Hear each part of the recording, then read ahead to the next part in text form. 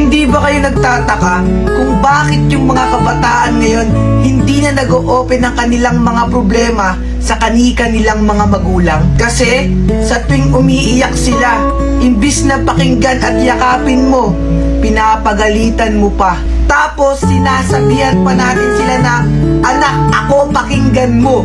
Ito ang pangarap ko para sa'yo. Buti pa si kapitbahay, ganyan. Buti pa si pinsan mo, ganto. Buti pa si kapatid mo, ayos na. Bakit di mo sila gayahin? Pasensya at paumanhin na po sa mga magulang dyan na mahilig mangumpara. Bawas-bawasan na po sana. Kasi hindi po yun nakakatulong.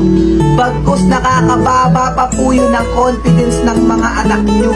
Oo, alam po nila na para rin po sa ikabubuti nila yung mga gusto nyo. Pero po minsan pakinggan rin po natin ang mga gusto ng mga anak natin. Kasi po may mga bagay sila na gustong gawin pero hindi nila matuloy o magawa kasi sinasabi nyo po na ito dapat yung kailangan nilang sundin. Na ito ang mas okay para sa kanila. Kahit piliin pa niyang magdoktor, pulis, piloto o engineer, kung hindi naman yun yung nasa puso nila, baliwala rin. Kaya madalas nagre-rebelde rin siguro ang maraming kabataan. Kasi imbis na sila po ay ating suportahan, sila pa po ay ating nahahadlangan. Alam niyo po ba kung bakit gusto nilang yumaman?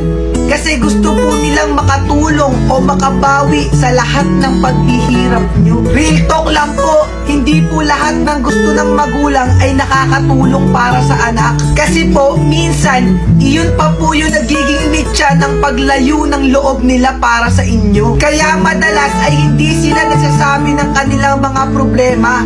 Kasi imbis na makinig tayo at magpayo ng maayos, ay pinapagalitan pa natin sila. Alam ko po marami pong mag-a-against dito, pero po sana kahit minsan ay pakinggan rin po natin ang boses ng mga kabataan. Dahil may mga bagay sila na gusto nilang patunayan at suportan nyo lang po ang kanilang pinakakailangan.